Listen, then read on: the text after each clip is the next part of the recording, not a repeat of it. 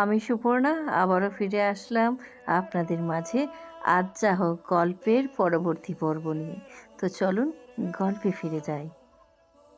Fiona জেসপারের জন্য খাবার রেখে কক্ষ থেকে বেরিয়ে করিডোর দিয়ে হাঁটছিল। হঠাৎ তার সামনে এসে দাঁড়ালো অ্যাকোয়ারা। ফিওনা কিছুটা দ্বিধাগ্রস্তভাবে বলল, বলছিলাম কি অ্যাকু, তোমাদের প্রিন্সের বোধহয় হাত কেটে গেছে, রক্ত বের হচ্ছে। অ্যাকোয়ারা চমকে উঠল, কি বলছো তুমি? হ্যাঁ, ফিওনা মাথা নাড়ল। আর সেই রক্তের রং অদ্ভুত সবুজ কেন অ্যাকোয়ারা? অ্যাকোয়ারা হালকা হাসি দিয়ে বলল, ও, তুমি জানো না, আমাদের রক্তের রং ভিন্ন। আমরা আমার রক্ত আকাশি রঙের। আর ফিওনা অবাক হয়ে জিজ্ঞেস করলো, কি বলছো, তোমার রক্ত আকাশি? হ্যাঁ, কারণ মানুষের রক্তে হিমোগ্লোবিন থাকে, যা অক্সিজেন পরিবহন করে, আর এটা লাল রঙের হয়। কিন্তু আমার রক্তে হিমোকিয়ানিন উপস্থিত, যা অক্সিজেন পরিবহন করে, কিন্তু এটি আকাশি রঙের হয় কারণ এতে কপার থাকে। আর প্রিন্স, ওনার রক্তে ক্রোমিয়াম উপস্থিত, তাই ওনার রক্ত সবুজ রঙের। অ্যাকোয়ারা এবার বলে থামলো, চোখে মৃদু বিস্ময়। তবে উনি এখন কোথায়? ফিওনা এতক্ষণ অবাক হয়ে শুনছিল প্রতিটি কথা, তারপর জবাব দিল, ওনার ঘরে খাবার রেখে এসেছি।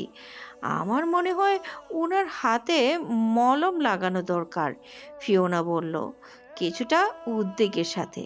একরা ফিওনার দিকে তাকিয়ে হেসে বলল, আরে না, পৃথিবীর কোনো মলমে আমাদের প্রিন্সের ক্ষত সারবে না। আমাদের ঔষধ একেবারে ভিন্ন রকম। আমাকে পাহাড়ের গা থেকে বিশেষ এক গাছের রস আনতে হবে। ফিওনা অবাক হয়ে প্রশ্ন করল, পাহাড়ের গাছের রস এত দূর থেকে আনতে হবে? হ্যাঁ, একবারা মাথা নাড়ল। এই রসই আমাদের রক্তের সঙ্গে মিল রেখে ক্ষত সারাতে পারে। পৃথিবীর কোনো উপাদানেই আমাদের শরীর সাড়া দেয় না। ফিওনা মৃদু বিস্ময়ে মাথা নাড়ল। সে বুঝতে পারছিল জ্যাসপার আর তার জাতির অনেক কিছুই পৃথিবীর মানুষের থেকে আলাদা।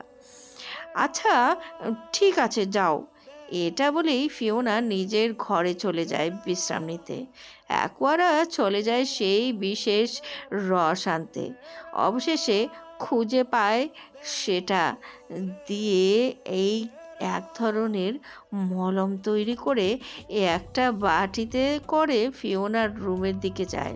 অ্যাকোয়ারা দরজা খুলে ফিওনার ঘরে ঢুকতেই দেখলো ফিওনা গ্লাস হাউসের দেয়াল ধরে দাঁড়িয়ে বাইরে তাকিয়ে আছে। সন্ধ্যার আলো তার মুখে পড়ে এক স্বপ্নময় ছায়া তৈরি করেছে। ফিওনার চোখ গভীর, দূর আকাশের কোনো অজানা জগতের দিকে খুঁজে চলেছে কিছু। অ্যাকোয়ারা কিছুক্ষণ চুপচাপ দাঁড়িয়ে থেকে ফিওনাকে দেখছিল। তার মনে কৌতূহল জন্মালো, এই মেয়েটি সারাক্ষণ বাইরের দিকে তাকিয়ে কি এমন ভাবে যা তাকে এতটা নিস্তব্ধ করে রাখে? সে মাঝে মাঝে কেন এভাবে চুপচাপ থাকে, যেন পৃথিবীর সব শব্দ তার কাছে নিষ্পাপ। একবারা মৃদু হেসে মনে মনে ভাবল, মেয়েটা প্রায় এমন আকাশকুসুম চিন্তায় ডুবে থাকে। না জানি কত কষ্ট লুকিয়ে আছে তার এই শান্ত চোখের গভীরে। সে ফিওনার কাছে গিয়ে বলল, এই নাও, প্রিন্সের জন্য সেই বিশেষ মলম নিয়ে এসেছি, তাকে গিয়ে লাগিয়ে আসো। ফিওনা বিরক্তিভাবে বলল, বলছিলাম একু, তুমি যাও না, তুমি যে লাগিয়ে দিয়ে আসো মলমটা। এই কাজটা আমি না আমি করতে পারবো না, আমার দ্বারা হবে না। একোয়ারা হেসে বলল, আরে, উনি আমাদের নিজের ব্যক্তিগত কক্ষে ঢোকার অনুমতি দেন নাই, কেবল থেরেনিয়াসের জন্য সেই ছাড় রয়েছে। ফিওনা কিছুটা অবাক হয়ে জিজ্ঞাসা করলো, কোনো কেন কাউকে ঢুকতে দেওয়া হয় না? এটা কেন এমন নিয়ম? একবারা খাদ জাকিয়ে উত্তর দিল, উনি প্রাইভেসি পছন্দ করেন, বিশেষ করে মেয়েদের প্রবেশের ক্ষেত্রে খুব কঠোর। কক্ষের ভেতরে কোনো মেয়ে প্রবেশ করতে পারবে না, এমনটাই ওনার নিয়ম। ফিওনা বিরক্তি চেপে বলল, তাহলে আমি কি ছেলে? হ্যাঁ, অ্যাকোয়ারা চোখ কুঁচকে বলল, সেটা জানি না, তবে শুধু তোমাকেই অনুমতি দিয়েছেন। ফিওনা মনে মনে বলল, হ্যাঁ অবশ্যই অনুমতি তো দেবেই, আমাকে দিয়েই তো খাটিয়ে মারবে, যেন আমি ওনার একমাত্র দাসী। তারপর এক দীর্ঘ নিঃশ্বাস ফেলে ফিওনা জ্যাসপারের ঘরের দিকে রওনা হলো। মনে মনে নানা রকম কথা বলছিল তাকে দিয়ে। ফিওনা একরকম অনিচ্ছা সত্ত্বেও মলমের বাটি হাতে নিয়ে পুনরায় জ্যাসপারের কক্ষে প্রবেশ করলো। ঘরের ভিতরে ঢুকতেই সে লক্ষ্য করলো টেবিলে খাবার আগের মতোই পড়ে আছে, অক্ষত। জ্যাসপার খাবার ছুঁয়েও দেখেনি, যেন তার ক্ষুধার অনুভূতিও হারিয়ে গেছে। জ্যাসপার তখন গভীর ঘুমে আচ্ছন্ন, তার দীর্ঘ ভারী শ্বাস নীরব কক্ষটিকে আরও নিস্তব্ধ করে তুলেছে। ফিওনার চোখ তখন ধীরে ধীরে তার দিকে চলে গেল। জ্যাসপারের এক হাত বিছানা থেকে ঝুলছে, ফ্লোরে পড়ে আসছে, সেখানে থেকেই এক ফোঁটা সবুজ রক্ত মেঝেতে পড়ে গিয়েছে। ফিওনা কিছুক্ষণ থমকে দাঁড়িয়ে রইল, তার চোখ সেই সবুজ রঙের বিন্দুটির দিকে স্থির হয়ে আছে, আর তার মনে নানা প্রশ্ন জাগছে। এরকমই হয়, তার শরীরের ভেতরে সব কিছু, আর রক্ত এমন ভিন্ন রকম।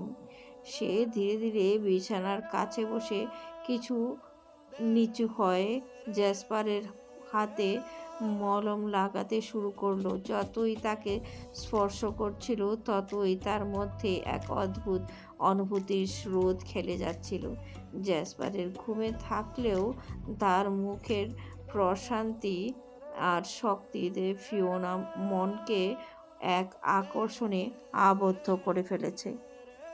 অ্যাকোয়ারা মৃদু হেসে মনে মনে ভাবল, মেয়েটা প্রায় এমন আকাশকুসুম চিন্তায় ডুবে থাকে, না জানি কত কষ্ট লুকিয়ে আছে তার এই শান্ত চোখের গভীরে। সে ফিওনার কাছে গিয়ে বলল, এই নাও, প্রিন্সের জন্য সেই বিশেষ মলম নিয়ে এসেছি, তাকে গিয়ে দিয়ে আসো। ফিওনা বিরক্তিভাবে বলল, বলছিলাম অ্যাকোয়ারা, তুমি যাও না, তুমি যে লাগিয়ে দিয়ে আসো মলমটা, এই কাজটা আমি না করলে হয় না? অ্যাকোয়ারা হেসে বলল, আরে উনি আমাদের নিজের ব্যক্তিগত কক্ষে ঢোকার অনুমতি দেন না, কেবল থারেনিয়াসের জন্য সেই ছাড় রয়েছে। ফিওনা কিছুটা অবাক হয়ে জিজ্ঞেস করলো, কেন কেন এমন নিয়ম?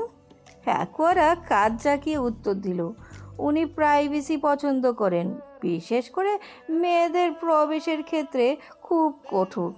কক্ষের ভেতরে কোনো মেয়ে প্রবেশ করতে পারবে না, এমনটাই ওনার নিয়ম। ফিওনা বিরক্তি চেপে বলল, তাহলে আমি কি ছেলে? অ্যাকোয়ারার চোখ কুঁচকে বলল, সেটা জানি না, তবে শুধু তোমাকে অনুমতি দিয়েছে। ফিওনা মনে মনে বলল, হ্যাঁ অবশ্যই অনুমতি তো দেবেই, আমাকে নিয়ে তো খাটিয়ে মারাবে, যেন আমি উনার একমাত্র দাসী। তারপর এক দীর্ঘ নিঃশ্বাস ফেলে ফিওনা জ্যাসপারের ঘরের দিকে রওনা হলো। মনে মনে নানা রকম কথা বলছিল তাকে নিয়ে। ফিওনা একরকম অনিচ্ছা সত্ত্বেও মলমের বাটি হাতে নিয়ে পুনরায় জ্যাসপারের কক্ষে প্রবেশ করলো। ঘরের ভেতরে ঢুকতেই সে লক্ষ্য করলো টেবিলে খাবারের আগে মতোই পড়ে আছে, অক্ষত জ্যাসপার খাবার ছুঁয়েও দেখেনি, যেন তার ক্ষুধার অনুভূতিও হারিয়ে গেছে।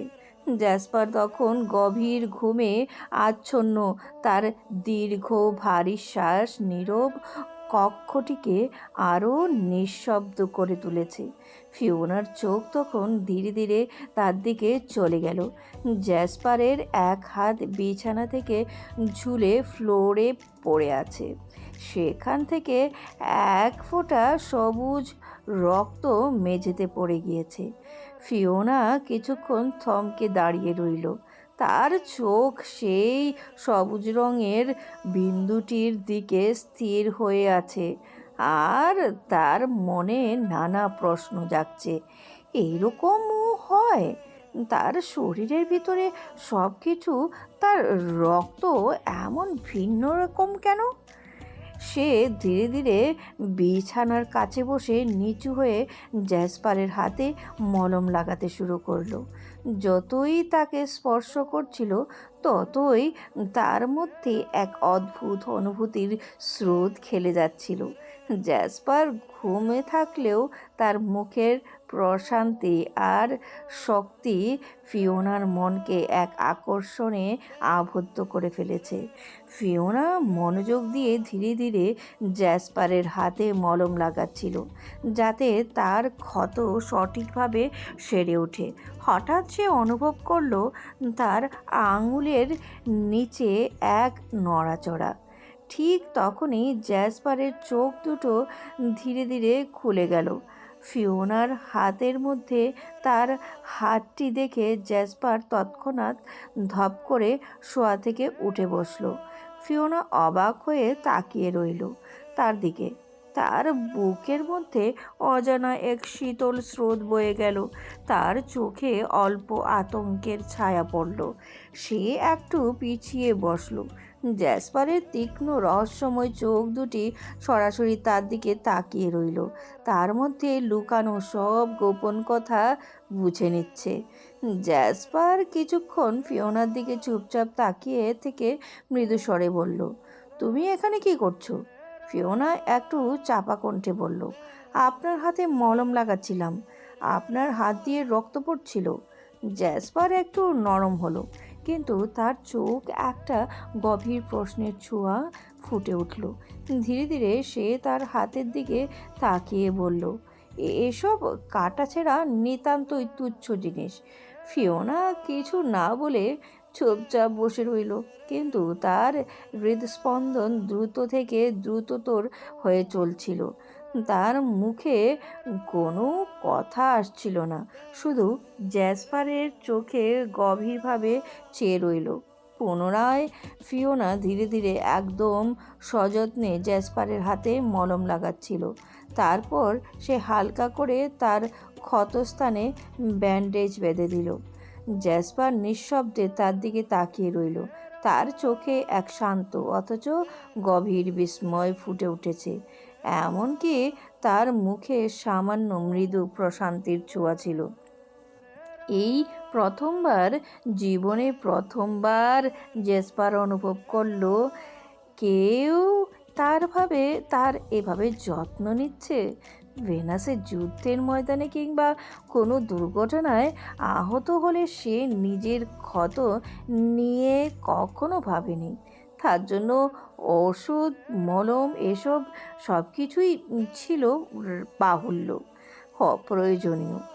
মায়ের ধ্বংসের পর আদর বা স্নেহ তার জীবনে ছিল নিষিদ্ধ কোনো অনুভূতি, যা সে কখনো অনুভব করেনি। ছোটবেলায় মায়ের যত্ন কী ছিল তাও সে ভুলে গেছে কবেই। সে জানেই না স্নেহ বা মমতার ছোঁয়া কেমন লাগে। কিন্তু আজ এই অদ্ভুত পৃথিবীর ছোট্ট এক মেয়ে, যার নাম ফিওনা, তাকে প্রথমবারের মতো এই অনুভূতির স্বাদ দিল। মৃদু স্নেহময় হাতের স্পর্শ তার আহত হাতটিকে এসে পড়তেই এক অনির্বাচনীয় উষ্ণতার হৃদয়ের ভেতর থেকে সারা শরীরে ছড়িয়ে পড়ল। তার মনে হলো সেই গভীর শূন্যতা সামান্য ভরাট হলো ফিওনার স্পর্শে। এক ধরনের প্রশান্তি, এক ধরনের সান্ত্বনা সে অনুভব করলো। তার মুখে কিছু বলতে ইচ্ছে করলো, কিন্তু সে চুপ রইল, কারণ এই অনুভূতিকে ধরে রাখতে চেয়েছিল, যতটা সম্ভব ধরে রাখতে চেয়েছিল এই নতুন অনুভূতিটাকে। ফিওনা জ্যাসপারের দিকে তাকিয়ে বলল, বলছিলাম যে আপনি আজকে খাবার খাননি কেন? জ্যাসপার একটু অন্যমনস্ক ভঙ্গিতে উত্তর দিল, খিদে নেই তাই। ফিওনা সামান্য বিরক্তির সুরে বলল, কিন্তু খাবার অপচয় করা উচিত না, খেয়ে নিন। এই বলে সে আর এক মুহূর্ত অপেক্ষা না করে ঘর থেকে বেরিয়ে গেল। জ্যাসপার ফিওনার চলে যাওয়ার পানে দেখল, কিন্তু কিছু বলল না। ফিওনা চলে গেলে সে ধীরে ধীরে নিজের হাতে নজর দিল, সেই হাত যেখানে ফিওনা সযত্নে মলম লাগিয়েছিল। তার চোখ সেই ব্যান্ডেজের দিকে নিবদ্ধ রইল। সেখানে ফিওনার স্পর্শের উষ্ণতা এখনও টিকে আছে। নিজের মধ্যে এক অজানা অনুভূতির জন্ম হতে দেখে সে কিছুটা বিস্মিত হলো। এই অনুভূতি কিছুটা অন্যরকম, না সম্পূর্ণ প্রশান্তি না, নাই একেবারে অস্বস্তি। একটা নীরব ধ্যানমগ্নতায় তার মন আটকে রইল, আর ভাবল, কেন একজন সাধারণ মানব মেয়ে তাকে এতটা যত্ন করতে গেল? কেন সে তাকে এমন একটি অনুভূতির দিকে ঠেলে দিল যা সে কখনো বুঝতে চায়নি? অবশেষে খাবারের দিকে একবার তাকিয়ে নিয়ে সে ধীরে ধীরে চামচ হাতে তুলে নিল। সে ফিওনার কথাটা রাখতে চাচ্ছে, অপচয় নয়, বরং তার জন্য অদ্ভুতভাবে যত্নে রাখা সেই খাবারটি গ্রহণ করতেই হবে। গভীর রাতে জ্যাসপার তার বিশাল গোপন কক্ষে থ্যারেনিয়াস আর আলভিরাকে নিয়ে একটি বিশেষ মিটিংয়ে বসল। কক্ষের পরিবেশটি ছিল একদম নীরব, এক অদ্ভুত শান্তি বিরাজমান, যেখানে প্রতিটি শব্দ গুনগুন করছিল, প্রতিটি চিন্তা তীক্ষ্ণ হয়ে উঠছিল। অ্যাথেরিয়ানকে মুক্ত করার সময় চলে এসেছে। জ্যাসপার তার পরিকল্পনা স্পষ্টভাবে বলল, তার চোখে একটা দৃঢ় লক্ষ্য, আর কোনো বাধা তাকে থামাতে পারবে না। মিটিংয়ের দিনই আমি ওকে মুক্ত করে আনবো একেবারে। থারেনিয়াস আর আলভিরা একে অপরের দিকে তাকিয়ে এক মুহূর্তের জন্য কিছু বলল না। তারপর তাদের মুখে একটা সূক্ষ্ম হাসি ফুটে উঠল। তারা জানত জ্যাসপারের সিদ্ধান্ত আর পরিকল্পনা শুধুমাত্র তার ক্ষমতার পরিচয় নয়, বরং তার অদম্য ইচ্ছাশক্তিরও চিহ্ন। এবার তো সত্যিই বোধহয় চমৎকার কিছু ঘটতে যাচ্ছে। থারেনিয়াস হালকা হাসি দিয়ে বলল, ওয়াংলির ধারণাও নেই আপনি কিভাবে সব কিছু পাল্টে দিতে পারেন, তবে সব কিছু সাবধানে করতে হবে। আলভিরা সতর্ক করে বলল, অ্যাথেরিয়ানকে মুক্ত করতে হলে আমাদের সকলেরই প্রস্তুতি নিতে হবে। জ্যাসপার মাথা নাড়িয়ে সম্মতি জানালো, তোমরা ঠিক বলছো, কোনো ভুল নয়, সব কিছু ঠিকঠাক করতে হবে। আজকের মিটিংয়ে যা যা বলবো মন দিয়ে শোনো, তার ভিত্তিতেই আমরা পরবর্তী পদক্ষেপ নেব। এতটুকু বলেই জ্যাসপার আবার তার পরিকল্পনায় ডুবে গেল। এক মস্তিষ্কে লুকিয়ে থাকা রাজনীতি আর কৌশলগুলো এখন সম্পূর্ণভাবে তার নিয়ন্ত্রণে। থারেনিয়াস আর আলভিরা একে অপরকে এক টুকরো হাসি দিয়ে দেখল। এই মুহূর্তে তারা জানত জ্যাসপারের পরিকল্পনা সফল হলে অচিরেই অ্যালড্রো রাজ্যের ইতিহাসে নতুন এক অধ্যায় শুরু হবে। পরের দিন সকাল থেকেই দুপুর পর্যন্ত সময়টা বেশ নিরিবিলি কেটেছে। সকালের নাস্তা আর দুপুরের খাবার ফুরিয়ে গেছে, কিন্তু জ্যাসপার কোথাও বাইরে বেরিয়েছে। প্রায় দুপুর গড়িয়ে যাচ্ছে, আর এই সুযোগে অ্যাকোয়ারা ফিওনাকে নিয়ে বাইরে যাওয়ার জন্য জ্যাসপারের অনুমতি চেয়ে নিচ্ছে। জ্যাসপার তেমন আপত্তি করেনি। তার মনে ছিল এক ধরনের নির্ভর আত্মবিশ্বাস। সে জানে এই পাহাড়ি এলাকা আর ড্রাকনের শিখরের মতো প্রতিরক্ষামূলক হাউজের অবস্থান ফিওনাকে পালাতে দেবে না। ফিওনার পালানোর চিন্তা থাকলেও সে পাহাড়ের এই গোপনীয় জায়গা থেকে কোথাও যেতে পারবে না যতক্ষণ না জ্যাসপার অনুমতি দেয়। তারপরও জ্যাসপারের ভেতরে একটা নিশ্চিত বোধ রেখেছে থ্যারেনিয়াস আর আলভিরা হাউসে রয়েছে। তাদের উপস্থিতিতে নিরাপত্তার কোনো অভাব হবে না। বিকেলের নরম আলোয় অ্যাকোয়ারা আর ফিওনা গ্লাস হাউস থেকে বের হলো। ফিওনার চোখ ধীরে ধীরে চারপাশে সৌন্দর্যে আটকে গেল। হঠাৎই তার নজরে পড়ল পাহাড়ের একদম কিনারায় একটা কাঠের দোলনা। দোলনাটি প্রকৃতির এক অলৌকিক সৌন্দর্য নিয়ে দাঁড়িয়ে আছে। চারপাশে হালকা হাওয়ার দুলছে, আর বিভিন্ন রঙের অচেনা ফুল দিয়ে সাজানো। ফুলগুলোর রং সাধারণ নয়, কিছুটা অদ্ভুত আর রহস্যময়। এমন ফুল ফিওনা আগে কখনো দেখেনি। ফুলগুলো এইদিকে যেমন লোভনীয়, তেমনি তাদের ভেতরে এক ভয়ঙ্কর সৌন্দর্য আছে যা তাকে কিছুটা আতঙ্কিত করছে। দোলনাটিকে ঘিরে থাকা এই ফুলগুলোর সুগন্ধ মিষ্টি হলেও গভীর আর ভারী। কিন্তু যা ফিওনাকে সত্যি ভয় ধরিয়ে দিল তা হলো দোলনার অবস্থান পাহাড়ের একদম কিনারায়, যেখানে বসা মানেই বিপদের মুখোমুখি হওয়া। নিচের গভীর খাদের দিকে তাকে ফিওনার শিরদাঁড়া দিয়ে ঠান্ডা স্রোত বয়ে গেল।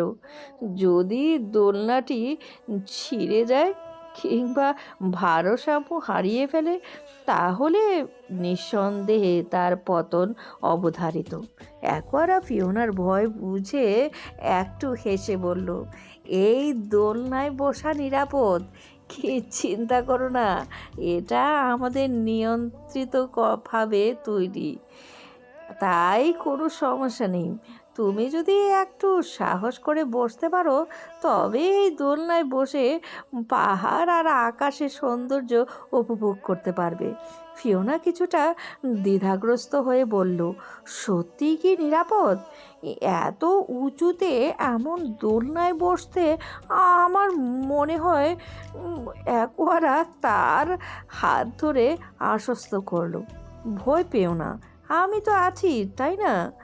তুমি পড়ে গেলে আমি ড্রাগন রূপে ধরে তোমাকে বাঁচিয়ে নেব। ফিওনা সাহস সঞ্চয় করলো, ধীরে ধীরে দোলনার দিকে এগিয়ে গেল। মনে মনে কিছুটা সাহসী বোধ করলো, তবে তার মনে এখনো এক ধরনের অদ্ভুত আতঙ্ক কাজ করছিল।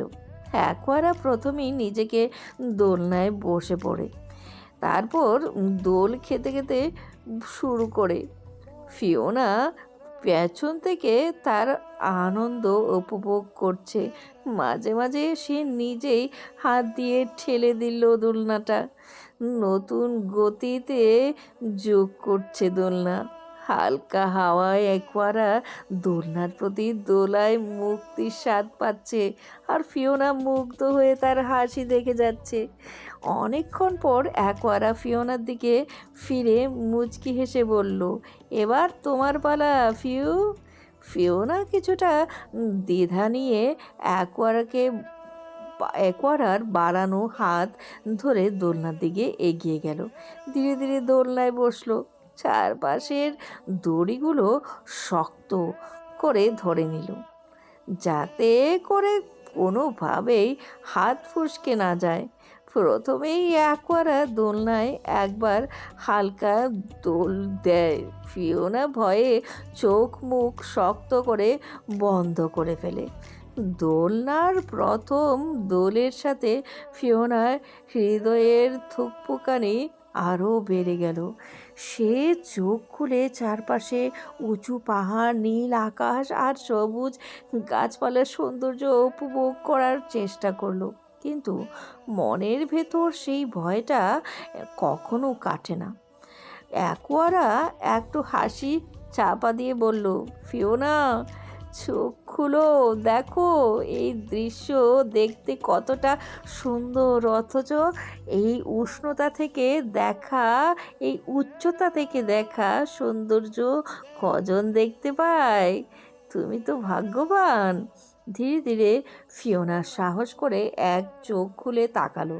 তারপর আস্তে আস্তে পুরোপুরি চোখ খুলে চারপাশের দৃশ্য দেখতে লাগলো। পাহাড়ের সেই নিঃসীম দৃশ্য, দিগন্তে মিশে যাওয়া নীল আকাশ আর প্রকৃতির সেই মনোমুগ্ধকর রূপ দেখে ফিওনার মনে হলো হয়তো এই সাহসটুকু করার জন্যই তার এখানে আসা দরকার ছিল। অনেকক্ষণ দোল খেতে খেতে ফিওনার ভয় পুরোপুরি কেটে গেছে। সে এখন মুক্তভাবে দোলনার দোলে প্রতিটি মুহূর্ত উপভোগ করছে।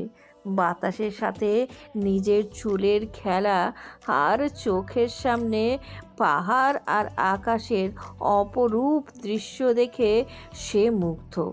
হঠাৎ করেই অ্যাকোয়ারার নজরে পড়ল দূরে একটা খরগোশ দৌড়াচ্ছে, আর সেটা দেখেই অ্যাকোয়ারা আনন্দে সেই খরগোশ ধরতে ছুটে গেল। ফিওনাকে ওই অবস্থায় রেখে ফিওনা এখন একা একাই দোল খাচ্ছে। কিন্তু কিছুক্ষণ পর দোলনার দোলটা খুবই হালকা মনে হতে লাগলো। সে মজাটা হারিয়ে ফেলল। দোলনাটা স্থির হয়ে আসছে। ফিওনা একটু বিরক্ত হয়ে বলে উঠল, কি হলো অ্যাকোয়ারা, থেমে গেলে কেন? তার কথার সাথেই হঠাৎ করে দোলনায় আবার একটা তীব্র দোল আসে। কেউ জোরে ঠেলে দিল। ফিওনা আচমকা চমকে উঠল। তার মন কিছুটা বিভ্রান্ত হয়ে গেল। আশেপাশে তাকালো। বাতাসের শো শো শব্দ তার দোলনার তীব্র গতির সাথে আর বুকের ধুকপুকানি বাড়তে লাগলো। কিছুটা ভীত স্বরে ফিওনা আবার বলল, অ্যাকোয়ারা, দোলনাটা এত জোরে দুলাচ্ছ কেন?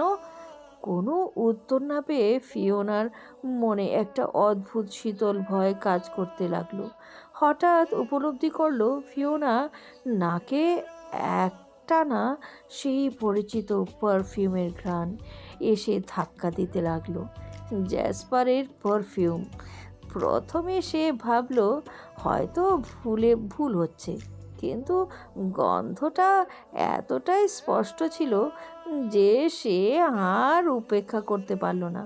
আতঙ্কে কৌতূহলে ঘাড় ঘুরিয়ে তাকাতেই দেখতে পেল জ্যাসপার তার পেছনেই দাঁড়িয়ে আছে, তার ঠান্ডা অথচ গভীর দৃষ্টি নিয়ে। ফিওনার বুক ধুকপুক করতে লাগলো, হাত পা ঠান্ডা হয়ে এলো। জ্যাসপারের দৃষ্টি এতটা তীক্ষ্ণ আর নির্লিপ্ত যে তার মনে এক মুহূর্তের জন্য ভাবনা এলো হয়তো জ্যাসপার তাকে এখানে পাহাড়ের কিনারায় দোলনা থেকে ফেলে দিয়ে মেরে ফেলার পরিকল্পনা করছে। আর তার এই নিয়ন্ত্রণহীন দোল খাওয়ার অনুভূতিটাও আরও ভয়ঙ্কর হয়ে উঠল। কিছুটা কাঁপা কাঁপা গলায় ফিওনা জিজ্ঞেস করলো, আপনি এখানে কেন? জ্যাসপার নির্লিপ্তভাবে তাকিয়ে রইল। তার চোখের গভীরে এক ধরনের অদ্ভুত শান্তি অথচ রহস্যময় ঝলক। ফিওনা পরপর দুবার ঘুরে তাকালো। তার নিজের চোখে বিশ্বাস করতে চাইল বিকেলের স্নিগ্ধ আলোয় জ্যাসপারের অবর্ণনীয় সৌন্দর্য আরও গভীর হয়ে উঠেছে। জ্যাসপারের সবুজ চোখজোড়া বিকেলের মৃদু আলোয় অন্যরকম সুন্দর লাগছে, আর ঘাড়ের টেটুটাও জল করছে বরাবরের মতোই। আজকেও সাদা শার্ট আর বুকের কাছে 3টে বাটন খোলা। অ্যান্টিকের অদ্ভুত লকেটটাও আলো ছড়াচ্ছে, আর কানের সাদা পাথরের দুলটাও কেমন চিকচিক করছে। ফিওনার হৃৎস্পন্দন দ্রুত হয়ে গেল। ফিওনা হালকা ফ্যাকাশে নীল রঙের চাইনিজ জিন্সের শার্ট আর সাদা টপস পরেছিল। দোলনায় বসার কারণে টপস একটু ওপরের দিকে উঠে গিয়ে তার পেট আর কোমরের সামান্য অংশ বেরিয়েছিল। হঠাৎ দোলনা পেছনে দুলে উঠতেই ফিওনার ভারসাম্য নড়ে গেল। সে যখন পেছন দিকে দোলনায় ফিরে তাকালো, ঠিক সেই মুহূর্তে জ্যাসপার তার পেছন থেকে এগিয়ে এলো। অবলীলায় তার হাত ফিওনার পেটের চারপাশে মুড়ে ধরল। ফিওনা চোখ বড় করে তাকালো। তাদের দেহ একেবারে একে অপরের সাথে লেপ্টে ছিল, এতটা কাছাকাছি সে জ্যাসপারের গরম নিঃশ্বাস তার মুখে স্পষ্টভাবে অনুভব হচ্ছিল। তার হৃদস্পন্দন থেমে গেল, উপক্রম হলো তার শ্বাস বন্ধ হওয়ার। জ্যাসপার কেবল তাকিয়ে আছে তার দিকে, গভীরতর এক দৃষ্টিতে, কোনো অজানা কথা বিনা বাক্যেই বলতে চাইছে। ফিওনার মুখে কথা আসছিল না, কেবল তাকিয়ে রইল। তার নীরবতার মাঝে এক অদ্ভুত আবেদন ছিল, আর জ্যাসপারও নড়ল না। জ্যাসপার গভীর এক দৃষ্টিতে ফিওনার দিকে তাকিয়ে বলল, তোমাকে আমি এখানে কিডন্যাপ করে এনেছি, কোনো পাহাড়ের ভ্রমণের জন্য নয় ফিওনা। ফিওনা তার কথায় হতভম্ব হয়ে কিছুটা অবাকভাবে প্রশ্ন করল, আমি আবার কি করেছি? জ্যাসপার কঠোর গলায় বলল, এই যে তোমাকে হ্রদে গিয়ে নির্ভাবনায় গোসল করতে দেখলাম, নৌকায় উঠলে এখন এই দোলনায় বসে দোল খাচ্ছ, মনে হচ্ছে কোনো ট্যুরে এসেছো। তুমি কি সত্যি বুঝতে পারছো না কেন তোমাকে এখানে আনা হয়েছে? ফিওনার কপালে ভাঁজ পড়ল, কিন্তু সে চেষ্টা করলো নিজেকে শান্ত রাখতে। আমি তো শুধু একটু খোলা হাওয়া উপভোগ করছি, কারো ক্ষতি তো করিনি, তাই না? বন্দি হয়ে থাকলেও একটুও তো স্বস্তির প্রয়োজন আমার। জ্যাসপার দীর্ঘশ্বাস ফেলল। সে কিছুক্ষণ চুপ থেকে বলল, আনন্দের করার জন্য তোমাকে এখানে নিয়ে আসেনি ফিওনা। আমি তোমাকে এখানে এনেছি তোমাকে প্রতি পদে পদে কষ্ট দিতে। এই জায়গার প্রতিটি শ্বাস, প্রতিটি মুহূর্ত আমার নিয়ন্ত্রণে। আর অ্যাকোয়ারা তোমার বান্ধবী নয়, সে ড্র্যাগন, আর আমার সহকারী। ফিওনা একটু স্তব্ধ হয়ে গেল, তবে তার ভেতরে কোথাও এক ধরনের বিদ্রোহ দানা বাঁধল। আমাকে ছাড়ুন, ফিওনা মৃদু স্বরে বলল, একটু কাঁপা কাঁপা গলায় বলল। জ্যাসপার চমকে তাকালো, কথাটা ঠিক বুঝতে পারছে না। মানে কি ছাড়বো? এই যে আমাকে ধরে রেখেছেন। ফিওনার কণ্ঠে হালকা ভৎসনার আভাস ছিল, তবে দৃষ্টি অন্যদিকে নিবদ্ধ। তখনই জ্যাসপারের মনে হলো সে কিভাবে ফিওনার পেট জড়িয়ে ধরে তাকে নিজের কাছে টেনে রেখেছে। ফিওনার দেহ তার দেহের এতটাই কাছে মিশে আছে যে একে অপরের অংশ হয়ে গেছে। অবচেতনে তার হাতটা পেটের আশেপাশে জড়িয়েছিল, আর এই সামান্য ছোঁয়া ফিওনাকে একটু থমকে দিয়েছে। জ্যাসপার ছাড়ল না, বরং ধীর গলায় বলল, নামো দোলনা থেকে। ফিওনা ধীরে ধীরে দোলনা থেকে নেমে এলো। ঠিক সেই মুহূর্তে জ্যাসপারের হাতটা নিজের অজান্তেই সরে গেল তার পেটের অংশ থেকে, কিন্তু সরে যাওয়ার সময় পেটের চারপাশে একটা মৃদু স্পর্শ রেখে গেল, অদ্ভুত অথচ নিঃশব্দে, বিদ্যুতে আচ্ছন্ন করা মতো। সেই হালকা স্পর্শ ফিওনার মনে উত্তেজনার ঢেউ তুলে, আর জ্যাসপারও সেই অজানা অনুভূতিতে আবৃত হলো। নতুন আবিষ্কারের মতো এই অনুভূতির কাছে দুজনেই খানিকটা থমকে গেল, ভুলে গেল সব কিছু। এই ক্ষণিক স্পর্শে শুধু থেকে গেল সেই কিছু না বলা অনুভূতি। ফিওনা ধীরে দোলনা থেকে নামতেই জ্যাসপার হনহন করে হাউজের ভেতরে চলে গেল। ততক্ষণে পাহাড়ের আকাশে সন্ধ্যা আবার ছড়িয়ে পড়েছে। চারপাশে ম্লান আলো দিনরাতের সীমানায় দাঁড়িয়ে আছে। ঠিক তখনই অ্যাকোয়ারা ছোট্ট গোলাপি খরগোশটি হাতে নিয়ে ছুটে এলো। এ কি ফিওনা, তুমি একা একা নামলে কিভাবে? অ্যাকোয়ারার চোখে বিস্ময়। ফিওনা মৃদু হেসে বলল, এভাবে ব্যালেন্স রেখে? অ্যাকোয়ারা ভ্রু কুঁচকে বলে, সর্বনাশ, যদি পড়ে যেতে।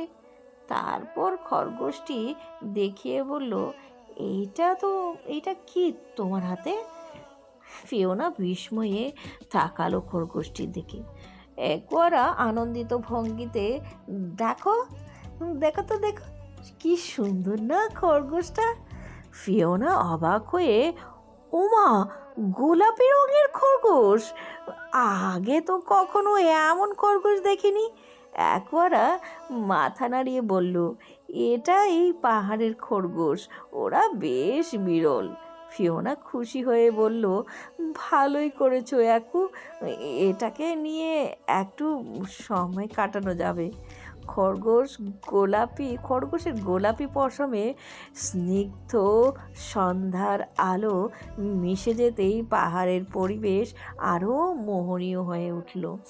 অ্যাকোয়ারা মৃদু হেসে বলল, পরের বার তোমাকে পাহাড়ের ফুলের বাগানটা ঘুরিয়ে দেখাবো, আর কালকে তোমাকে গ্লাস হাউসের ছাদে নিয়ে যাব, যেখানে আরও অনেক ধরনের ফুল আছে।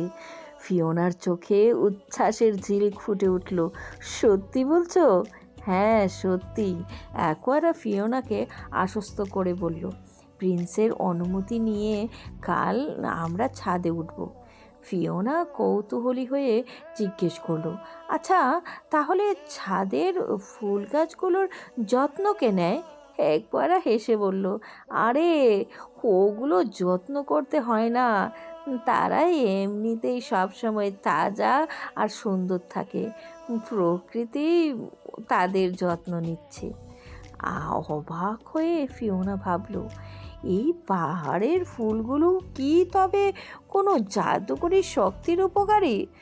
তাদের নীরব ছিন্ন সৌন্দর্যের রহস্যে মোহিত হয়ে পড়ল সে। অবশেষে আজকের মতো ঘোরাঘুরি শেষে তারা গ্লাস হাউসে ফিরে এলো। সেখানে ঢুকতেই হঠাৎ অ্যাকোয়ারা কিছু উপন্যাসের বই ফিওনার দিকে বাড়িয়ে দিল। ফিওনা অবাক হয়ে বইগুলোর দিকে তাকিয়ে বলল, এগুলো কিভাবে আনলে অ্যাকু? অ্যাকোয়ারা মৃদু হেসে জবাব দিল, আরে থ্যারিনিয়াসকে দিয়ে আনিয়েছি, আমার কথা বলেই। ফিওনার মুখে উজ্জ্বল হাসি ফুটে উঠল। সে অভিভূত হয়ে বলল, তুমি সত্যিই অনেক ভালো অ্যাকু, ইচ্ছে করছে তোমাকে জড়িয়ে ধরি। অ্যাকোয়ারার সেই বন্ধুত্বপূর্ণ সান্নিধ্যে ফিওনার মনটা আনন্দে ভরে উঠল। অ্যাকোয়ারা তার কাছে লিন আর লিয়ার মতোই হয়ে উঠল। রাতের রান্না শেষে খাবার একে একে পরিবেশন করতে লাগলো ফিওনা। টেবিলের চারপাশে নীরবতা জমে আছে, শুধুমাত্র থালায় খাবারের মৃদু শব্দ শোনা যাচ্ছে। জ্যাসপার চেয়ারে বসে ধীরে ধীরে খাবার খাচ্ছে, তবে তার দৃষ্টি বারবার আর চোখে ফিওনার দিকে চলে যাচ্ছে। আজ ফিওনার মুখে এক অন্যরকম আভা, স্বাভাবিকের চেয়ে অনেক বেশি উজ্জ্বল, আনন্দে ভরপুর। এই উজ্জ্বলতা দেখে জ্যাসপারের মনের কোণে অদ্ভুত অনুভূতি জেগে উঠেছে। এতদিন সে দেখেছে ফিওনা সাধারণত খাবার বাড়ার সময় ম্রিয়মাণ থাকে, মুখে ফ্যাকাশে এক আবরণ, কিন্তু আজ তার চোখে এক নতুন দ্যুতি খেলা করছে। মনে হচ্ছে বাইরের দোলনায় সময় কাটিয়ে হাওয়ার স্পর্শে একটু প্রশান্তি খুঁজে পেয়েছে। জ্যাসপার ভাবছে, কেন আমি এই মানবী মেয়েটার সব বিষয়ে এত ভাবছি। রাতের নিস্তব্ধতায় ল্যাবের মৃদু আলোর নিচে জ্যাসপার প্রবেশ করলো। গ্লাসের গাঢ় প্রান্ত ঘিরে চারপাশে ছড়িয়ে থাকা যন্ত্রপাতির দিকে এক এক করে তাকালো। আজকের রাতটি ছিল অন্যরকম। লেবে সে এসেছে নিজেকে বোঝার জন্য, নিজের মনের জমে উঠা একটি অদ্ভুত অনুভূতির সঠিক পরিচয় জানার জন্য। ফিওনার প্রতি তার আকর্ষণটা কি কেবল কৌতূহল, নাকি এর গভীরে লুকিয়ে আছে আরও কিছু? প্রথমে সে অক্সিটক্সিন পরীক্ষা শুরু করলো, এই হরমোনটি যাকে প্রেমের হরমোন বলে। তার ভেতরে কি সত্যি ভালোবাসার কোনো বীজ বপিত হয়েছে? নিজের শরীর থেকে নমুনা নিয়ে সে লেবের স্বয়ংক্রিয় যন্ত্রে রাখল। কিছু মুহূর্তের মধ্যেই যন্ত্রটি জ্বলে উঠল। স্ক্রিনে ফুটে উঠল অক্সিটক্সিন মাত্রা হাই, যা কোনো শারীরিক টান বা গভীর আকর্ষণের প্রথম চিহ্ন। জ্যাসপারের চোয়াল শক্ত হলো। নিজের অবচেতন মনে ফিওনার প্রতিচ্ছবি তার শরীরের সাড়া ফেলছে। এরপর জ্যাসপার তার ফিজিওলজিক্যাল রেসপন্স পরীক্ষা করলো। এই পরীক্ষাটি তার শ্বাসের গতি, হৃদস্পন্দন আর রক্তচাপের পরিবর্তন পরীক্ষা করছে। যন্ত্র থেকে প্রাপ্ত তথ্য স্ক্রিনে ফুটে উঠল। শরীরে সামান্য উত্তেজনা এবং হার্টবিট বেড়ে গেছে। ফিওনার কাছে যাওয়ার মুহূর্তগুলো তার শরীরের প্রতিটি ভাঁজে লুকিয়ে রয়েছে। মনে হলো অজান্তেই সে হৃদয়ে কোনো এক দুর্বলতার বীজ বপন করছে। পরের পরীক্ষা ছিল গ্লুকোজ লেভেল। সাধারণত রোমাঞ্চ বা উদ্বেগের মুহূর্তে এই স্তর পরিবর্তিত হয়, যা অনেক সময় প্রেমের আবেগের কারণে হতে পারে। সে টেস্টটি শুরু করতে স্ক্রিনে দেখা দিল গ্লুকোজের মাত্রা কিছুটা বেড়ে গেছে, যা ইঙ্গিত করছে তার মনের উত্তেজনা। সে ভাবল, তবে কি ফিওনার প্রতি অনুভূতিটা সত্যি প্রেমের প্রথম ধাপ? এরপর অ্যাল অফলাইন স্ট্যাটাস টেস্ট করলো। এখানে সে চাচ্ছিল দেখতে ফিওনার চিন্তা বা সঙ্গ ছাড়া এই অনুভূতি কতটা গভীরে পৌঁছায়। স্ক্রিনে ফুটে উঠল প্রতিবন্ধকতা থাকা সত্ত্বেও মানসিক সংযোগ। মনে হলো ফিওনা তার কাছে অনুপস্থিত থাকলেও তার মনের প্রান্তে এক ধরনের অদৃশ্য বন্ধনের সৃষ্টি হয়েছে। শেষ পরীক্ষা ছিল সাংস্কৃতিক সংযোগ। লেবের স্ক্রিনে ফুটে উঠল মনের মধ্যে সংযোগ প্রতিষ্ঠিত, যার ফলে তার মনে আরও দৃঢ় হলো যে ফিওনার প্রতি এই অনুভূতি কেবল দৃষ্টি বা উপস্থিতি নয়, বরং তার জীবনে এক গভীর ভালোবাসার প্রকাশ। এই সমস্ত পরীক্ষার শেষে স্ক্রিনে এক সংক্ষিপ্ত শব্দ ফুটে উঠল, you fall in love. Jasper এক মুহূর্ত স্তব্ধ হয়ে তাকিয়ে রইল। মনে হলো সমস্ত পরীক্ষার ফলাফল তার মনের গোপন অংশগুলো উন্মোচিত করল। ল্যাবের স্ক্রিনে টেস্টের ফলাফলগুলো দেখার সাথে সাথেই জ্যাসপারের মুখটা কঠিন হয়ে উঠল। তার চোখ মুখে ফুটে উঠল বিস্ময় আর ক্রোধের ছাপ। সে বিশ্বাসই করতে পারছে না। সে চিৎকার করে উঠল, নো, দিস ইজ ইম্পসিবল। আমি কিভাবে ওই ফুলিশ হিউম্যান গার্লটার প্রেমে পড়তে পারি? এক মুহূর্ত থমকে দাঁড়িয়ে নিজের ভিতরে তোলপাড় হওয়া অনুভূতিগুলোর বিরুদ্ধে লড়াই করছিল সে, কিন্তু তার মনের সমস্ত যুক্তি অদৃশ্য হয়ে গেল। টেস্টে মেশিনগুলোর দিকে রাগান্বিত চোখে তাকিয়ে বলল, ডিভাইসগুলো আসলে কোনো কাজেরই না। তারপর ক্রোধে জ্বলে উঠে একে একে টেস্ট যন্ত্রগুলো আঘাত করে মাটিতে ভেঙে গুঁড়িয়ে দিল। তার দৃষ্টিতে ছিল অভিমান আর অস্বীকারের এক কঠিন মিশ্রণ। নিজের অনুভূতিকে মুছে ফেলতে চাইছে কিন্তু পারছে না। সব ভেঙে চুরমার করে অবশেষে জ্যাসপার এক্সিকিউটিভ চেয়ারে এসে বসলো। মাথা পেছনে হেলান দিয়ে চোখ বন্ধ করলো।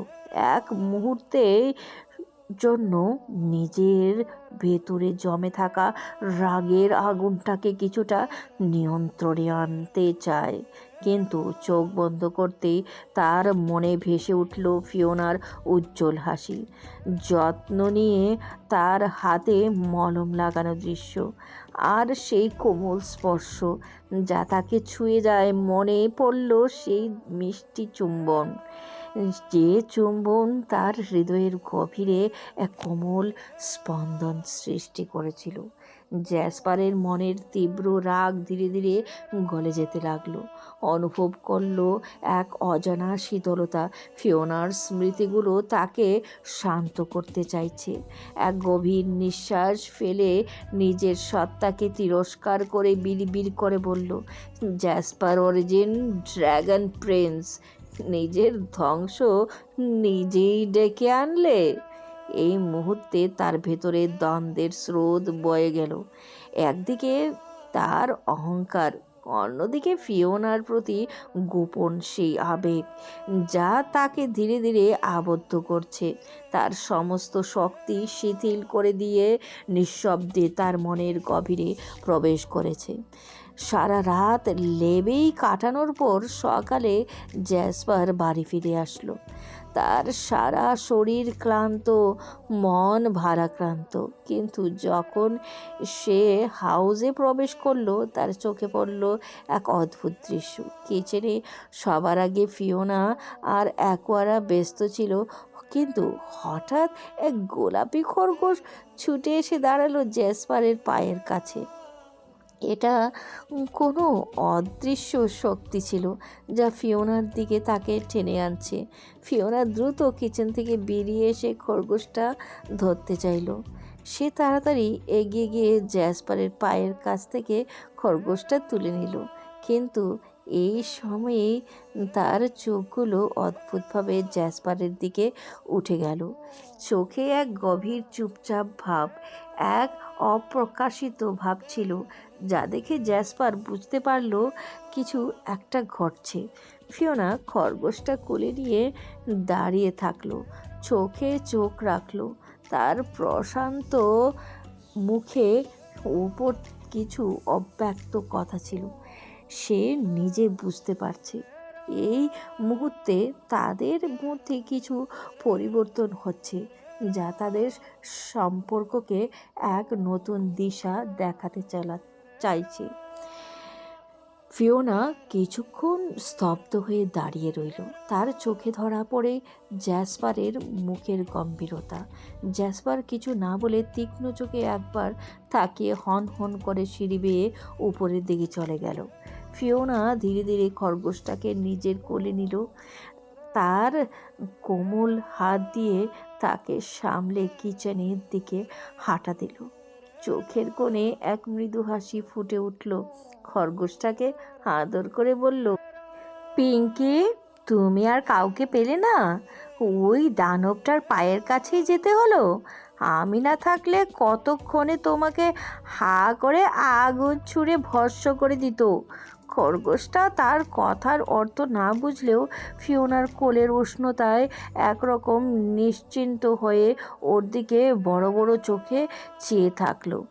আজকে সারাটা দিন ফিওনা নিজেকে বইয়ের মধ্যে ডুবিয়ে রেখেছিল, একটি নতুন উপন্যাসের আকর্ষণে ভেসে গিয়েছিল।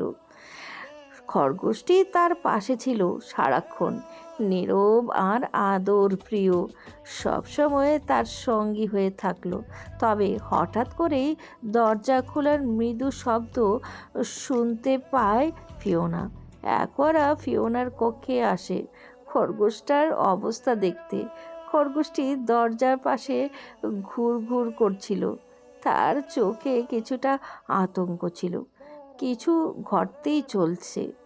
স্লাইডিং হয়ে দরজা খুলতে খরগোশটি দ্রুত দৌড়ে বেরিয়ে যায়। একবারা কিছু বুঝে ওঠার আগেই খরগোশটি তীব্র গতিতে করিডোরে চলে যায়। ফিওনা, ওকে আটকাও! আলভিরা আর থ্যালেনিয়াস দেখলে সর্বনাশ হয়ে যাবে, একবারে চিৎকার করে বলল, তার গলা তীক্ষ্ণ আতঙ্কে ভরা। ফিওনা তড়িঘড়ি বিছানা থেকে উঠে পা ফাঁক করে খরগোশটিকে ধরার জন্য দৌড়ে চলে গেল, কিন্তু খরগোশটি গতিও ছিল অপ্রতিরোধ্য। সে অজানা এক শক্তি নিয়ে করিডোরে দৌড়াচ্ছিল। শেষ পর্যন্ত সে করিডোরের শেষ প্রান্তে চলে যায়, একদম জ্যাসপারের কক্ষের সামনে এসে থেমে দাঁড়ায়। চুপচাপ বসে পড়ে মনে হলো তার গন্তব্য শেষ হয়ে গেছে। ফিওনা তার পেছনে এসে দাঁড়ালো, একটু বিরক্ত আবার একটু উদ্বিগ্ন। ফিওনা খরগোশটাকে ধরতে ছুটে এসে দৌড়ালো জ্যাসপারের কক্ষের সামনে। তার হয়তো ধারণাই ছিল না সে যে জ্যাসপারের ঘরের দরজা শুধুমাত্র নির্দিষ্ট কয়েকজনের জন্যই স্বয়ংক্রিয়ভাবে খুলে যায়। তাই সে সেখানে দাঁড়াতেই দরজা স্লাইডিং হয়ে নিঃশব্দে খুলে গেল। খরগোশটি সেই সুযোগে ফাঁক গলে দ্রুত জ্যাসপারের ঘরের ভিতরে ঢুকে পড়ল। ফিওনা একটু ইতস্তত করলেও দরজার সামনে দাঁড়ানোতেই দরজাটি বন্ধ হচ্ছিল না। তাই বাধ্য হয়েই সে আরও কিছুটা এগিয়ে গেল। ভেতরে ঢুকতেই তার দৃষ্টি থমকে গেল। জ্যাসপার খালি গায়ে একেবারে নিস্তব্ধ হয়ে উবুর হয়ে শুয়ে আছে।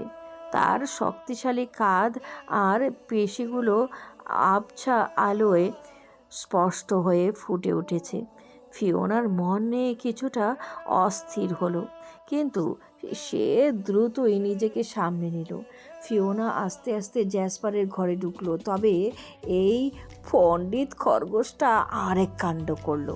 সে হঠাৎই লাফিয়ে পড়ল জ্যাসপারের পিঠের উপর, আর সাথে সাথেই জ্যাসপার চমকে লাফিয়ে উঠল। ধীর দৃষ্টিতে তাকিয়ে দেখল সামনে ফিওনা, আর তার পিঠের উপর সেই উচ্ছৃঙ্খল খরগোশ। জ্যাসপার ক্ষুব্ধ হয়ে দ্রুত বিছানা থেকে নামতেই খরগোশটা সারা বিছানা জুড়ে এদিক ওদিক দৌড়াতে শুরু করলো। সাথে সাথে বিছানাটাকে উলট পালট করে দিয়ে গেল। জ্যাসপার কড়া গলায় বলল, এটাকে এই হাউসে এনেছে কে? সব কিছু নষ্ট করে দিচ্ছে। ফিওনা, এক্ষুনি এটা সরাও এখান থেকে। ফিওনা জ্যাসপারের রাগ দেখে চুপচাপ না থেকে দ্রুত খরগোশটাকে ধরার চেষ্টা করলো। সে বিছানায় উঠেই খরগোশের পেছনে পেছনে ছোটাছুটি শুরু করলো, একবার এদিকে তো আর একবার ওদিকে। বিছানার উপর দুজনের সেই ছোটাছুটির মাঝে এক অদ্ভুত বিশৃঙ্খলার সৃষ্টি হলো। জ্যাসপার এখন পুরোপুরি রেগে গিয়ে ফিওনাকে বিছানার সাথে চেপে ধরল, আর তার শক্তিশালী হাতগুলো ফিওনার হাতের আঙুলের ভাঁজে গভীরভাবে চেপে ধরল। আরও এক পা এগিয়ে তাকে আটকানোর চেষ্টা করছে। ফিওনার শরীরটা বিছানায় রীতিমতো চেপে গেল। সে স্নায়ুর উপর চাপ অনুভব করল। একদিকে শ্বাসরুদ্ধ, অন্যদিকে জ্যাসপারের উপস্থিতি তাকে ঘিরে নিয়ে আসে। জ্যাসপারের নিঃশ্বাস সোজা ফিওনার নাকে ঠোঁটের উপর পড়তে লাগলো। মুহূর্তের মধ্যে তার সত্তা তাকে পুরোপুরি ঘিরে ফেলল। ফিওনার বুক ওঠানামা করছে, গলা শুকিয়ে কাঠ হয়ে যাচ্ছে। প্রতিটি শ্বাস নিতে তার জন্য কঠিন হয়ে উঠেছে। সে নিজেকে হারিয়ে ফেলেছে। সারা দেহে এক অজানা শিহরণ ছড়িয়ে পড়ছিল। কি করছিলে এটা? কি? হ্যাঁ ফিওনা, ওই খরগোশটা আমার গ্লাস হাউসে প্রবেশ করার সাহস কিভাবে পেল? জ্যাসপারের গর্জন আরও তীব্র হলো। ফিওনার শরীরে কোনো শব্দে শক্তি ছিল না, শুধু তার মধ্যে কষ্টকর শিহরণ ছড়িয়ে পড়ছিল। তার পেটের ভেতর উত্তাল একটি সমুদ্র বয়ে যাচ্ছিল। এক মুহূর্তে তার মাথায় এক দমকা ভাবনা এলো। আপনার মতো এমন আস্ত বড় একটা ড্র্যাগন মনস্টার এই হাউসে থাকতে পারলে এই ছোট্ট কিউট প্রাণীটা কেন পারবে না? তবে সে কথাগুলো কেবল মনে মনে বলল, মুখে কিছু উচ্চারণ করতে পারল না। জ্যাসপারের উপস্থিতি, তার শক্তি, সব কিছু মিলিয়ে এক অদ্ভুত নিষ্ঠুরতা ফিওনার মনের মধ্যে থমকে দাঁড়িয়েছিল। জ্যাসপারের সবু চোখজোড়া ফিওনার এক টানে হারিয়ে যাচ্ছিল।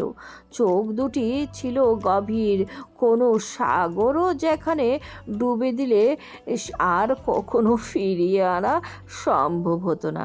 তার কণ্ঠস্বর মৃদু কাঁপছিল। সরি, আর হবে না।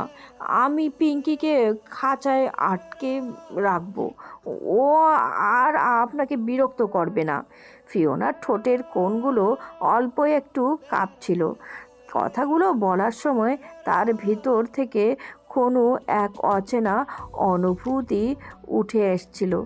সেই কোমল কম্পন, তার গলার স্বরের মিষ্টি টান, সব কিছু মিলিয়ে জ্যাসপারের ভেতরে এক অজানা শিহরণ জাগিয়ে তুলল। জ্যাসপার ধীরে ধীরে তার ঠোঁটে ফিওনার আরও কাছে নিয়ে এলো। আজকে আর কোনো বায়োকেমিক্যালের প্রয়োজন না। আজকে তার চোখে এক ধরনের আকর্ষণ ছিল, আরও একবার ফিওনাকে চুম্বন করার তীব্র ইচ্ছা।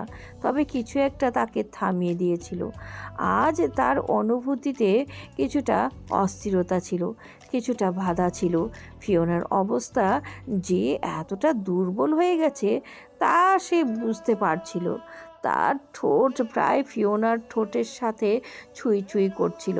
ফিওনা চোখ দুটো আস্তে আস্তে বন্ধ হয়ে গিয়েছিল। তার শ্বাস কিছুটা ভারী হয়ে উঠেছিল। সে নিজেকে সম্পূর্ণভাবে সেই মুহূর্তের ভেতর হারিয়ে ফেলতে চাচ্ছিল। হঠাৎ করে জ্যাসপার তার ঠোঁট ফিওনার কাছ থেকে সরিয়ে নিয়ে থেমে গেল। এক মুহূর্তের জন্য পুরো পৃথিবী থেমে গিয়েছিল। তারপর তার গম্ভীর কণ্ঠে সেই শব্দগুলো ছুড়ে দিল, আমার কাছে তুমি আর আসবে না। আমার থেকে দূরে দূরে থাকবে, সেটাই তোমার জন্য মঙ্গল। ফিওনার হৃদয়ে সেই শব্দগুলি আছড়ে পড়ল। হঠাৎ করে কোন অদৃশ্য ভারী জিনিস তার বুকে চেপে বসে। সে চুপচাপ চোখ খুলে তাকালো। তার দৃষ্টি ফিসফিস করে, কিন্তু জ্যাসপারের চোখের মধ্যে যা দেখলো তা তাকে অবাক করে দিল। জ্যাসপারের কথা বলার মাঝে কোনো ক্রোধ বা রাগের ছোঁয়া ছিল না, বরং জ্যাসপারের চোখে ছিল এক অদ্ভুত শীতলতা। সেই সব অনুভূতি যা সে চেপে রেখেছে সেগুলোই প্রতিফলিত হচ্ছিল। ফিওনা নিজেও বুঝতে পারল না জ্যাসপার যখন তাকে দূরে থাকতে বলল তখন তার ভেতরে এক অদ্ভুত অস্থিরতা কাজ করছিল। তার মনে ছিল এক ধরনের প্রশান্তি আসার কথা, যেহেতু সে এতদিন ধরে এক অনির্দিষ্ট আকর্ষণের মাঝে বন্দী ছিল যা কখনো একদম স্পষ্ট ছিল না। কিন্তু আজ যখন জ্যাসপার তাকে দূরে থাকতে বলল, তার অনুভূতিতে কোনো স্বস্তি ছিল না, বরং এক অজানা শূন্যতা তার ভেতরে কুণ্ঠা তৈরি করছিল।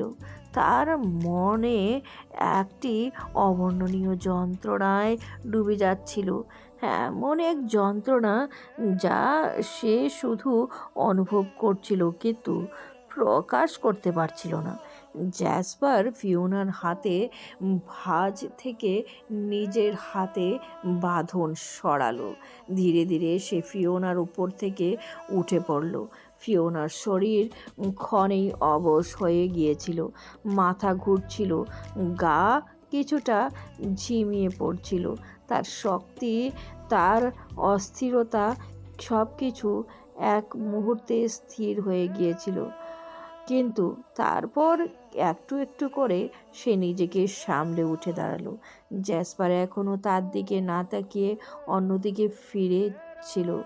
ফিওনা তার দিকে না তাকিয়ে চুপচাপ সোফায় বসে থাকা খরগোশটিকে কোলে তুলে নিয়ে এক কক্ষ থেকে বের হয়ে গেল।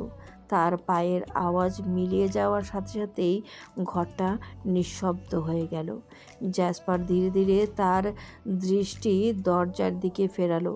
ফিওনার অনুপস্থিতিতে কক্ষর বাতাসে এখনও সেই মিষ্টি ঘ্রাণটা ছিল, হরমোনাল আকর্ষণীয়, যা ফিওনার শরীর থেকে অল্প বিস্তর ছড়িয়ে পড়ছিল। সেই ঘ্রাণ যা একসাথে তাকে টানছিল আর আবার দূরে সরিয়ে নিচ্ছিল। এখন তার বুকের ভেতর একটা অস্থিরতা অনুভব হচ্ছিল। এক টুকরো কিছু তার অন্তরের গভীরতা থেকে কেউ ছিঁড়ে নিয়ে চলে গেছে। সে কি চেয়েছিল, কি বলেছিল, কেন এই শূন্যতা তাকে একটা আঘাত করেছে?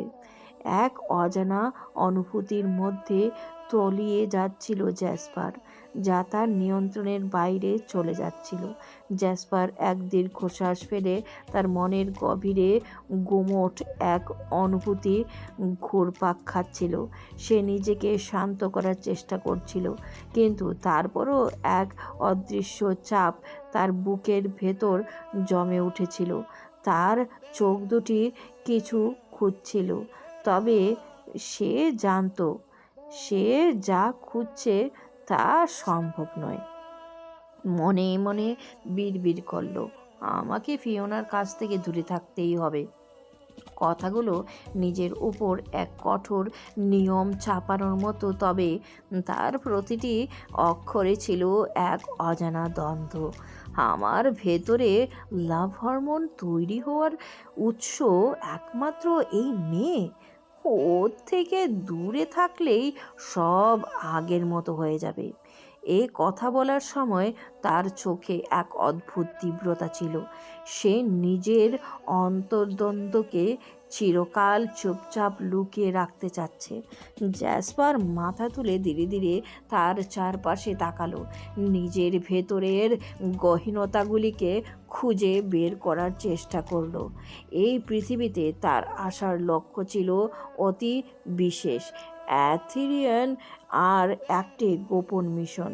প্রেম ভালোবাসা এগুলো তার জন্য ছিল একেবারে নিষিদ্ধ, এক অনিশ্চিত রাস্তা, কোনো প্রেম ভালোবাসা না। সে মনে মনে কথাগুলো আওড়ালো, নিজের সঙ্গেই সমঝোতা করতে চাইছে, কিন্তু মনের গভীরে তার শরীরের প্রতিটি কোণে কিছু একটা টের পাচ্ছিল, এক ধ্বংসাত্মক অস্থিরতা, যে অস্থিরতা সে বহু বছর ধরে চাপিয়ে রেখেছিল, এখন আর সইতে পারছিল না। তার সাথেই এই পর্বটি এখানেই শেষ করলাম। যেতে যেতে লাইক কমেন্ট একদম শেয়ার করতে ভুলবেন না। আপনাদের ভালোবাসা আমাদের অনেক প্রয়োজন।